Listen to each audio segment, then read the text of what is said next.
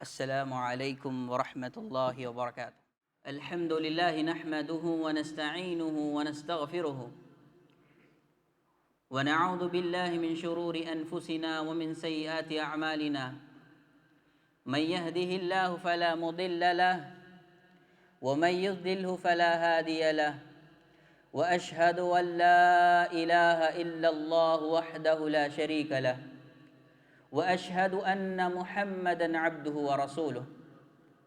أما بعد فإن خير الحديث كتاب الله، وخير الهدي هدي محمد صلى الله عليه وسلم، وشر الأمور محدثاتها، وكل محدثة بدعة، وكل بدعة ضلالة، وكل ضلالة في النار. فاعوذ بالله من الشیطان الرجیم. بسم اللہ الرحمن الرحیم. کل نفس ذائقۃ الموت. تمام تعریف، تمام توصیف، تمام بڑائی، بزرگی اس رب ذوالجلال کی ہے. اسی نے زمین اور آسمان اور اس کے درمیان سارے مخلوقات کو پیدا کیا. وہی رب العالمین ہے، وہی احکم الحاکمین ہے، وہی رحمان ہے، وہی رحیم ہے. میرے محترم معزز ساتھیوں، دوستوں، نوجوان ساتھیوں، بزرگوں اور محفل کے اندر موجود علماء کرام، میرے محترم بھائیوں، آج کا پروگرام کے اندر میرا عنوان ہے موت تو ایک دن آ کر رہے گی. ایک ایسا مہم اور سینسیٹیو ٹاپک ہے. اس موضوع کے متعلق دنیا کے اندر موجود سارے انسانوں کا اتفاق ہے. سارے لوگ، سارے انسان بلا کسی اختلاف کے وشواس رکھتے ہیں، ایمان لاتے ہیں کہ موت برحق ہے. چاہے وہ مسلم ہو، چاہے وہ مومن ہو، موحد ہو، ملحد ہو، مجوسی ہو، مسیحی ہو، دنیا کے اندر موجود سارے مسلمان، سارے غیر مسلم اس بات پر اتفاق کرتے ہیں کہ موت برحق ہے. تو میرے محترم بھائیوں، آج ہمارا عنوان موت کے متعلق ہے. اللہ تبارک و تعالیٰ کے بہت سے عظیم نام ہیں. ان عظیم ناموں میں سے ایک عظیم نام الحی ہے. الحی کا مطلب وہ عظیم ذات ہے جو ہمیشہ زندہ رہے گا یا ہمیشہ زندہ رہنے والا ہے. یعنی اللہ کی وہ ذات ہے جو ہر ہمیشہ رہنے والا ہے اور ہر ہمیشہ رہے گا. اللہ کی زندگی ایسی ہے جس کے پہلے کوئی عدم نہیں تھا. اللہ کے علاوہ اس کائنات میں، اس دنیا کے اندر جو کچھ بھی ہے وہ ساری مخلوق ہے. پہلے نہیں تھی، بعد میں بنائی گئی تھی. اور ہر بنائے جانے والی چیز، ہر چیز کو فنا اور ختم ہے. اسی چیز کو اللہ تبارک و تعالیٰ قرآن کریم کے اندر بڑے واضح انداز میں فرماتا ہے، کل من علیہا فان، کہ دنیا کے اندر موجود ہر چیز کو فنا ہے، ختم ہے. اس کے بعد اللہ تبارک و تعالیٰ فرماتا ہے، وَيَبْقَى وَجْهُ رَبِّكَ ذُو الْجَلَالِ وَالْإِكْرَامِ. پہلے آیت میں فرماتا ہے کہ کل من علیہا فان، دنیا کے اندر موجود سارے مخلوقات کو فنا ہے، ختم ہے، اور باقی رہنا ہے تو صرف اللہ کی وجہ رب باقی رہنا ہے، یعنی اللہ کی ذات کو باقی رہنا ہے.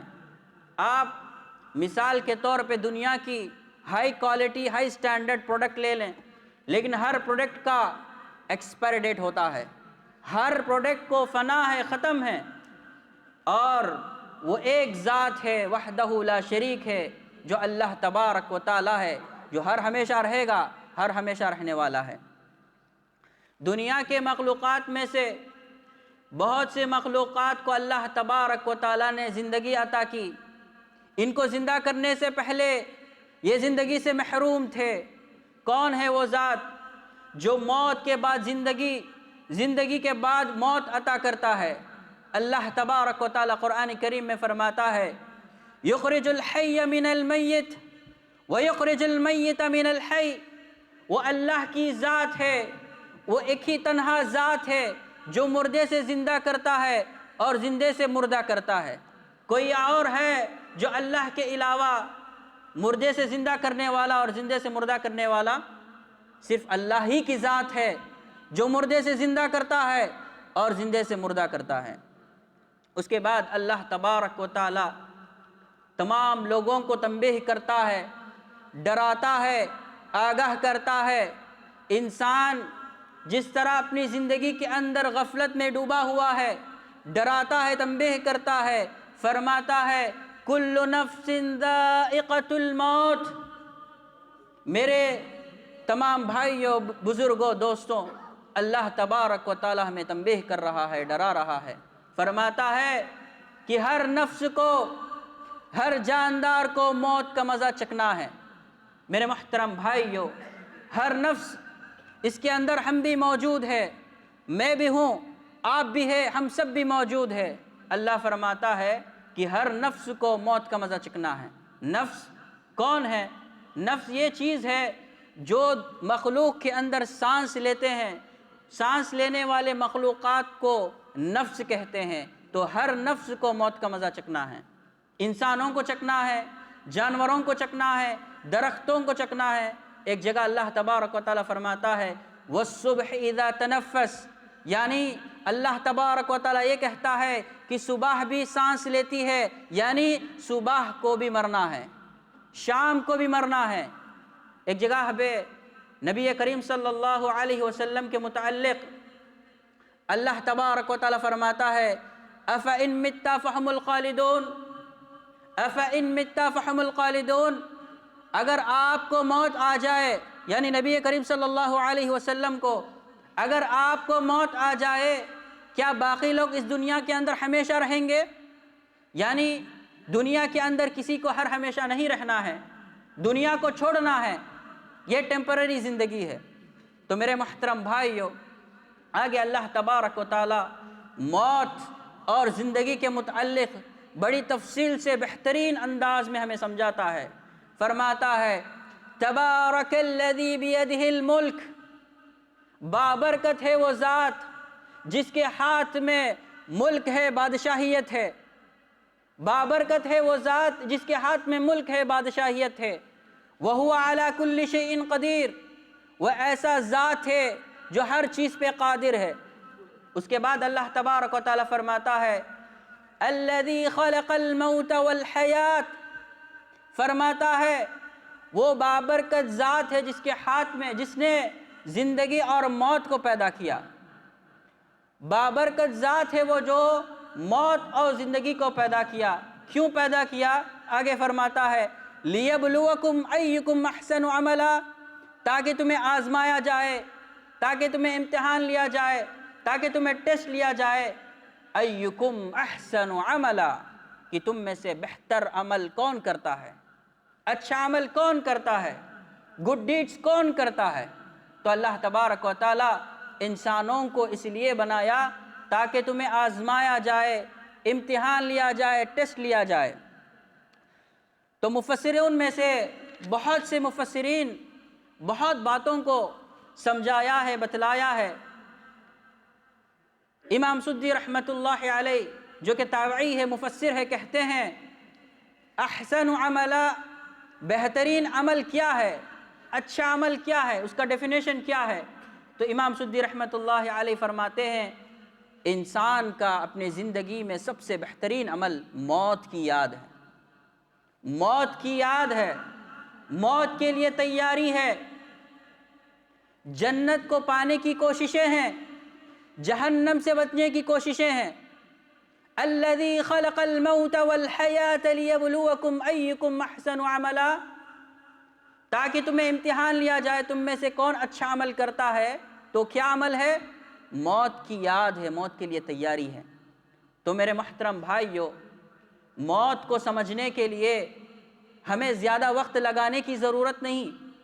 موت ایک اٹل حقیقت ہے، ایک واضح چیز ہے، ایک حق ہے جو مسلمان تو دور غیر مسلم بھی اس پر ایمان لاتا ہے، اسے مانتا ہے۔ تو میرے محترم بھائیو، موت انسان کو اپنی اوقات یاد دلاتی ہے۔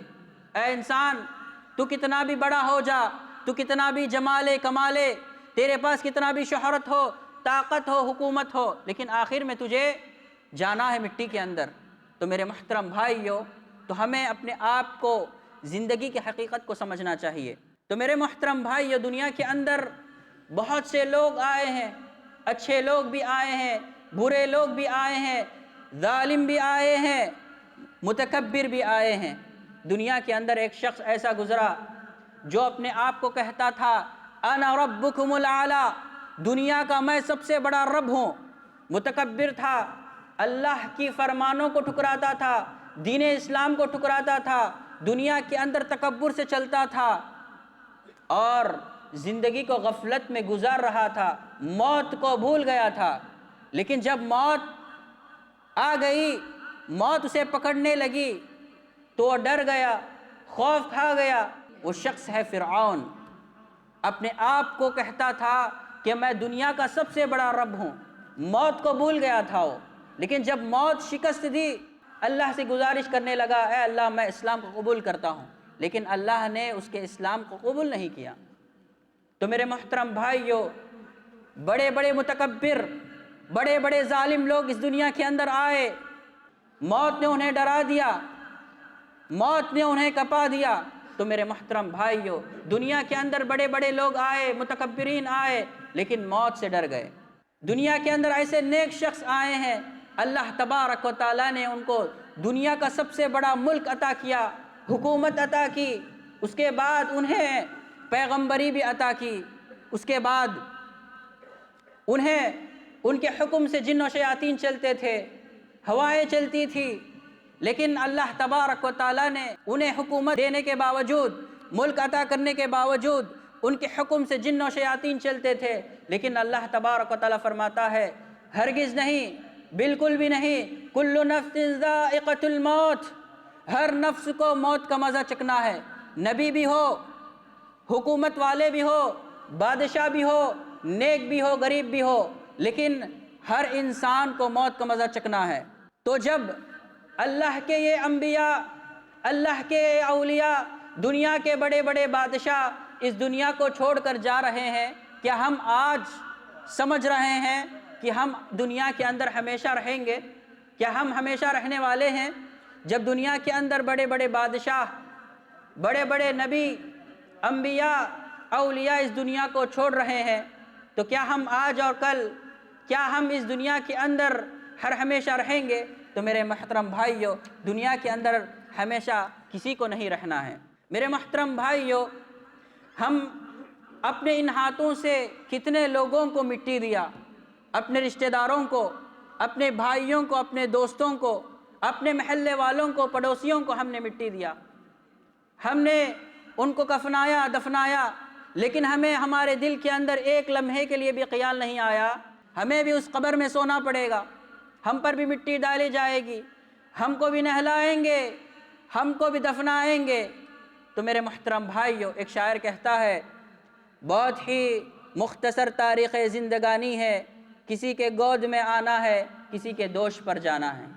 ہم ماں کے گود میں یا باپ کے گود میں آئیں گے اور ہمیں ہمارا جو سفر ہے، ہمارا جو ہدف ہے، ہم کو قبر کے طرف 4 لوگ لے کر جائیں گے۔ یہی ہماری زندگی کی حقیقت ہے میرے بھائیوں۔ تو موت ایک اٹل حقیقت ہے، ہم کو سمجھنا ہے۔ میرے محترم بھائیوں، 5 باتیں ہیں جو بہت ہی اہم ہیں، ہم کو یاد رکھنا چاہیے، جو مقرر ہے، متعین ہے۔ ان میں سے سب سے پہلی چیز رزق ہے، جو متعین ہے، مقرر ہے۔ تقدیر میں جتنا لکھا ہوا ہے اتنا مل کر رہے گا، ٹینشن لینے کی ضرورت نہیں، ڈپریشن میں جانے کی ضرورت نہیں، جتنا مقدر میں لکھا ہوا ہے اتنا مل کر ہی رہے گا۔ سب سے پہلی چیز رزق متعین ہے، مقرر ہے۔ دوسرا چیز یہ ہے موت کا وقت بھی متعین ہے۔ اللہ تبارک و تعالی قرآن کریم میں فرماتا ہے فَإِذَا جَاءَ أَجَلُهُمْ لَا يَسْتَأْخِرُونَ السَّاعَةَ وَلَا يَسْتَقْدِمُونَ۔ اللہ تبارک و تعالی فرماتا ہے جب ان کا مقرر کردہ وقت آ جائے تو ایک لمحے کے لیے بھی آگے، ایک لمحے کے لیے بھی پیچھے نہیں ہو سکتا۔ فَإِذَا جَاءَ أَجَلُهُمْ لَا يَسْتَأْخِرُونَ السَّاعَةَ وَلَا يَسْتَقْدِمُونَ، ایک سیکنڈ کے لیے بھی آگے، ایک سیکنڈ کے لیے بھی پیچھے نہیں ہو سکتا۔ تو میرے محترم بھائیو، جب مقرر کردہ وقت آ جائے، ملک الموت ہماری روح کو نکالنے لگے تو ہماری فیملی کی کنڈیشنز کو نہیں دیکھے گا، ہماری پرابلمز کو نہیں دیکھے گا، ہمارے پریشانیوں کو نہیں دیکھے گا، ہماری فائنینشیل کنڈیشن کو نہیں دیکھے گا۔ جب وقت آتا ہے تو ایک سیکنڈ کے لیے بھی آگے، ایک سیکنڈ کے لیے پیچھے نہیں ہو سکتا، تو روح نکال لے گا۔ ملک الموت اپنے ذمہ داری کو ٹھیک وقت پہ ادا کریں گے۔ تو میرے محترم بھائیو، سب سے پہلی چیز رزق متعین ہے، دوسرا جو چیز ہے موت کا وقت بھی متعین ہے، مقرر ہے۔ اس کے بعد تیسری چیز کہاں مرنا ہے یہ بھی متعین ہے۔ اللہ تبارک و تعالی قرآن کریم میں فرماتا ہے وَمَا تَدْرِي نَفْسٌ بِأَيِّ أَرْضٍ تَمُوتُ، انسان کو معلوم نہیں کہاں مرنا ہے، کہاں مرے گا۔ انسان سمجھتا ہے کہ ہم سفر پہ جائیں گے، ہندوستان جائیں گے، ہم اپنے قریے کو جائیں گے، اپنے گاؤں کو جائیں گے، جانے کے بعد گھر کے اندر بستر پہ موت ہوگی، یہ کوئی گارنٹی نہیں ہے۔ کہاں مرنا ہے یہ کوئی گارنٹی نہیں ہے، یہ بھی متعین ہے، مقرر ہے۔ تو میرے محترم بھائیو، ہو سکتا ہے سفر میں ہماری موت ہو، ایئرپورٹ میں ہماری موت ہو، روڈ پہ ہماری موت ہو، تو جگہ بھی متعین ہے۔ کتنے لوگ ہیں دنیا کے اندر سفر کرنے لگے، ایئرپورٹ میں ان کی موت ہو گئی، کتنے ایسے لوگ ہیں جو روڈ پر موت ہو گئی، کتنے ایسے لوگ ہیں جو بس سٹینڈ کے اندر موت ہو گئی۔ تو میرے محترم بھائیو، اس موت کی تیاری کرو، یہ موت ایک حقیقت ہے، مقرر وقت پہ آ کر ہمیں لے کر جائے گی۔ چوتھی چیز انسان کہاں دفن ہوگا یہ بھی مقرر ہے۔ اللہ تبارک و تعالی قرآن کریم میں فرماتا ہے وَيَعْلَمُ مُسْتَقَرَّهَا وَمُسْتَوْدَعَهَا، زمین میں زندگی بھر کہاں رہے گا، کہاں زندگی گزارے گا یہ بھی متعین ہے، اور کہاں مرے گا یہ بھی متعین ہے۔ تو میرے محترم بھائیو، جو پانچویں چیز ہے موت کا سبب بھی متعین ہے، موت کا سبب بھی متعین ہے۔ ہم سمجھیں گے کہ آرام سا بستر کے اندر ہماری موت آئے گی، یہ کوئی ضروری نہیں ہے۔ کتنے لوگ ایسے ہیں جو حادثات کے اندر مر گئے، کتنے لوگ ایسے ہیں جو مرض کے اندر مبتلا ہو کے مر گئے۔ تو میرے محترم بھائیو، حادثے سے بھی موت آ سکتی ہے، مرض سے بھی موت آ سکتی ہے، عام موت بھی آ سکتی ہے۔ تو متعین جو ہے موت کا سبب بھی متعین ہے۔ تو میرے محترم بھائیو، ہمیں اپنے زندگی پہ غور کرنا چاہیے۔ کل تک انسان زندہ تھا تو خود نہاتا تھا، برانڈڈ صابن استعمال کرتا تھا، فیوریٹ شیمپو استعمال کرتا تھا، چہرے کے لیے فیس واش لگاتا تھا، لیکن ایک مرتبہ اسے موت آ گئی تو اتنا بے بس ہے، اتنا لاچار ہے کہ لوگ اسے نہلا رہے ہیں۔ وہ یہ بھی نہیں کہہ سکتا میں برانڈڈ میسور سینڈل کو استعمال کرتا تھا تو میرے لیے اس کو استعمال کرو۔ بے بس ہے، لاچار ہے۔ لوگ زندہ رہنے کے ٹائم پہ عبداللہ کو اٹھاؤ کہتے تھے، آج لوگ کہہ رہے ہیں کہ جنازے کو اٹھاؤ۔ تو موت اور زندگی کی حقیقت ہے۔ تو میرے محترم بھائیو، جب زندہ تھا عطر لگاتا تھا، بخور کو استعمال کرتا تھا، آج لوگ بغیر کوئی اجازت کے اسے ایک سادہ سا برانڈ والا عطر کو استعمال کر رہے ہیں۔ جب زندہ تھا تو برانڈڈ کپڑوں کو استعمال کرتا تھا، آج سفید سا سادہ سا ایک کپڑے کو بغیر جیب والے کو اس کو پہنا رہے ہیں بغیر کوئی اجازت کے۔ تو میرے محترم بھائیو، موت اور زندگی کی حقیقت ہے۔ انسان جب زندہ رہتا ہے اس کے پاس موقع ہے، اسے ہدایت پانا چاہیے، نصیحت حاصل کرنا چاہیے۔ جب موت آ جائے کوئی مہلت، کوئی موقع نہیں رہے گا، وہ بے بس رہے گا، لاچار رہے گا۔ زندہ تھا تو اس کے پاس اچھی گاڑی ہوتی تھی، گاڑی پر جایا کرتا تھا، پھرا کرتا تھا، لیکن آج لوگ اسے اپنے کندھے پر لے کر جا رہے ہیں۔ وہ بے بس ہے، لاچار ہے، وہ اپنے ہدف کو پہنچ نہیں سکتا ہے۔ تو میرے محترم بھائیو، موت ایک اٹل حقیقت ہے، موت سے پہلے انسان کو نصیحت حاصل کرنا چاہیے۔ اللہ تبارک و تعالی ایک زبردست انداز میں قرآن کی آیت میں سمجھاتا ہے، وَجَاءَتْ سَكْرَةُ الْمَوْتِ بِالْحَقِّ ذَلِكَ مَا كُنْتَ مِنْهُ تَحِيدُ۔ اللہ تبارک و تعالی فرماتا ہے موت کی سکرات یقیناً آ چکی ہے، حق کے ساتھ آ چکی ہے۔ ذَلِكَ مَا كُنْتَ مِنْهُ تَحِيدُ، یہ وہ وقت ہے جس سے تم بھاگا کرتے تھے۔ موت کے لیے لوگ بھاگ رہے ہیں۔ تو میرے محترم بھائیو، جب موت سے پہلے ہمارے پاس وقت تھا، ہمیں سمجھنا چاہیے، ہمیں نصیحت حاصل کرنا چاہیے۔ تو اللہ تبارک و تعالی فرماتا ہے کہ یقیناً موت کی سختیاں، موت کی سکرات آ چکی ہے، حق کے ساتھ آ چکی ہے۔ اس کے لیے ہمیں تیاری کرنا چاہیے۔ میرے محترم بھائیو، اللہ کے نبی کریم صلی اللہ علیہ وسلم فرماتے ہیں موت کے سکرات کے متعلق، لا الہ الا اللہ ان للموت سکرات، بے شک اللہ تبارک و تعالیٰ کے علاوہ معبود برحق کوئی نہیں ہے، اور ان للموت سکرات، بے شک موت کی سختیاں ہیں، بے شک موت کی سختیاں ہیں۔ تو میرے محترم بھائیو، یہ کون شخص ہے، کون سی شخصیت ہے؟ امام الانبیاء رحمت للعالمین کہتے ہیں اپنے مرد پہ، کہتے ہیں ان للموت سکرات، بے شک موت کے سختیاں ہیں۔ کیا ہم نے اس سختیوں کے لیے تیاری کی ہے؟ ہر انسان، ہر بھائی، ہر دوست اس سوال اپنے دماغ اور دل کے اندر کرنا چاہیے، اپنے دل سے کرنا چاہیے۔ تو میرے محترم بھائیو، ہمیں چاہیے کہ اس موت کی تیاری کریں۔ نبی کریم صلی اللہ علیہ وسلم سے سوال کیا گیا، دنیا کا سب سے بڑا عقل مند انسان کون ہے؟ دنیا کا سب سے بڑا عقل مند انسان کون ہے؟ کیا ایلن ماسک ہے؟ کیا بل گیٹس ہے؟ تو نبی کریم صلی اللہ علیہ وسلم عجیب انداز سے ایک جواب دیتے ہیں، دنیا کا سب سے بڑا عقل مند انسان وہ ہے جو موت کی یاد کرتا ہے، موت کی تیاری کرتا ہے، یہ سب سے بڑا عقل مند انسان ہے۔ تو میرے محترم بھائیو، تو ہمیں عقل مند انسان بننا ہے تو موت کی تیاری کرنا ہے، موت کی یاد میں اپنی زندگی کو گزارنا ہے، یہ موت آ کر رہے گی۔ اور ایک حدیث میں اللہ کے نبی کریم صلی اللہ علیہ وسلم فرماتے ہیں، اکثروا ذکر حادم اللذات یعنی الموت۔ اللہ کے نبی کریم صلی اللہ علیہ وسلم فرماتے ہیں لذتوں کو ختم کرنے والی، لذتوں کو توڑنے والی چیز کو یاد کرو، وہ کیا ہے؟ موت ہے۔ اللہ کے نبی کریم صلی اللہ علیہ وسلم فرماتے ہیں لذتوں کو توڑنے والی، لذتوں کو ختم کرنے والی چیز موت کو یاد کرو۔ تو میرے محترم بھائیو، ہمیں چاہیے کہ موت کو ہر دن، ہر وقت یاد کرنا چاہیے، اس کے لیے تیاری کرنا چاہیے، جنت کو جانے کے لیے کوششیں کرنا چاہیے۔ اللہ تبارک و تعالی قرآن کریم میں فرماتا ہے، ان الذين قالوا ربنا الله ثم استقاموا تتنزل عليهم الملائكة۔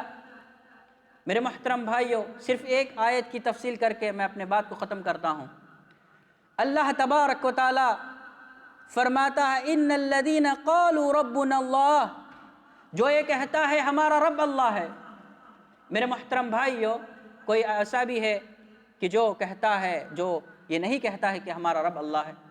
الحمدللہ، اللہ کا فضل ہے کہ اللہ تبارک و تعالی ہمیں اسلام والا بنایا، ہماری زندگی کے اندر اسلام موجود ہے، ہم ایمان والے ہیں، ہم مسلمان ہیں، اور ہم کہتے ہیں ہمارا رب اللہ ہے۔ تو اللہ تبارک و تعالی فرماتا ہے ان الذین قالوا ربنا اللہ، جو لوگ کہتے ہیں ہمارا رب اللہ ہے، تو اللہ تبارک و تعالی صرف یہ نہیں کہا کہ ہمارا رب اللہ ہے، اس کے بعد کہا ثم استقاموا، یعنی صرف کہنا کافی نہیں ہے، دعویٰ کرنا کافی نہیں ہے، ثم استقاموا، استقامت سے رہنا ہے، ڈٹے رہنا ہے، جمے رہنا ہے۔ تو میرے محترم بھائیو، تو اللہ تبارک و تعالی اس کے بعد فرماتا ہے تتنزل علیہم الملائکہ۔ سب سے پہلے ہمیں یہ سمجھنا ہے استقامت کیا ہے، استقامت کیسے حاصل کریں گے؟ کہ ہم صرف جمعہ کے اندر، جمعہ کے خطبے کے لیے آئیں گے، نماز پڑھیں گے، پھر چلے جائیں گے؟ کیا استقامت اس طرح حاصل ہوگی؟ کیا ہم ہفتے میں ایک مرتبہ نمازوں کو آئیں گے، نماز پڑھیں گے اور چلے جائیں گے، اور مسجد سے ہمارا تعلق ختم، دین سے ہمارا تعلق ختم، کیا اس طرح استقامت حاصل ہوگی؟ میرے محترم بھائیو، استقامت کے لیے ہمیں علم سیکھنا پڑے گا، علماء کی صحبت میں رہنا پڑے گا، علمی مجلسوں میں بیٹھنا پڑے گا، پروگراموں میں بیٹھنا پڑے گا، دین کو سمجھنا پڑے گا، ایمان کو سمجھنا ہے۔ دین سمجھنے کا نام ہے، دین سیکھنے کا نام ہے، دین پریکٹیکل ہے، ہم اپنی زندگی کے اندر اسے عمل کرنا ہے۔ تو میرے محترم بھائیو، جب ہم علم سیکھیں گے، اس پر عمل کریں گے، تبھی استقامت حاصل ہو سکتی ہے۔ تو میرے محترم بھائیو، اللہ تبارک و تعالیٰ فرماتا ہے تتنزل علیہم الملائکہ الا تخافوا ولا تحزنوا، تو فرشتے اتریں گے، کہیں گے کہ ڈرنے کی ضرورت نہیں، غم کھانے کی ضرورت نہیں، وَأَبْشِرُوا بِالْجَنَّةِ الَّتِي كُنْتُمْ تُوعَدُونَ، تمہیں ان جنتوں کا خوشخبری ہے جس کا تمہیں وعدہ کیا گیا ہے۔ تو اللہ تبارک و تعالیٰ جو کہتے ہیں ہمارا رب اللہ ہے اور اس کے بعد استقامت سے رہیں گے، ان لوگوں کے لیے اللہ تبارک و تعالیٰ بشارت دی ہے کہ اللہ تبارک و تعالیٰ ان لوگوں کے لیے جنت کو عطا کرے گا۔ تو میرے محترم بھائیو، ہم لوگوں کو اس بیان اور اس موضوع سے سیکھنا ہے کہ ہمیں موت کی یاد کرنا ہے، موت کے لیے تیاری کرنا ہے، اور جنت کو جانے کی کوششیں کرنا چاہیے، جہنم سے بچنے کی کوششیں کرنا چاہیے۔ تو میرے محترم بھائیو، اللہ تبارک و تعالیٰ سے دعا ہے، اللہ تبارک و تعالیٰ ہم تمام لوگوں کو کہی ہوئی باتوں پر عمل کرنے کی توفیق عطا فرمائے، آمین۔ اللہ تبارک و تعالیٰ ہم تمام لوگوں کو حادثات سے بچائیں اور تمام ڈیسیزز سے بچائے، آمین۔ وآخر دعوانا الحمدللہ رب العالمین، والسلام علیکم ورحمۃ اللہ وبرکاتہ۔